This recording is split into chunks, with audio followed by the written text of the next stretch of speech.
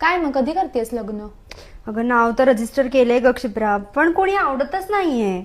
I know, आणि म्हणजे मला अशी 8-10 मुलं बघून नाही करायचं यार. म्हणजे I need to see some more options. Of course. हे बघ, आत्ताशी आपण 25च वर्षाचे आहोत. तेच मुलं बघता बघता आपण 40शीत आलो. हो ना यार. अगं पण काय होतंय माहितीये का, पत्रिका जुळतीये पण वाईब मॅच नाही होते. एक्झॅक्टली. पण आपल्यापेक्षा मुलांचा पगार जास्त असावा ही अपेक्षा करणं काय चुकीचं आहे? असायलाच हवा तो.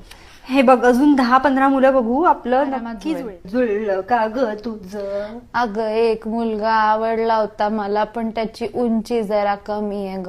अगं बाई, आता मरणाला टेकली ना तू, उंचीचं काय घेऊन बसली? थांब, तुला जरा फोटो दाखवते त्याचा. हे बघ, हे बघ. ए, चांगला दिसतोय ग.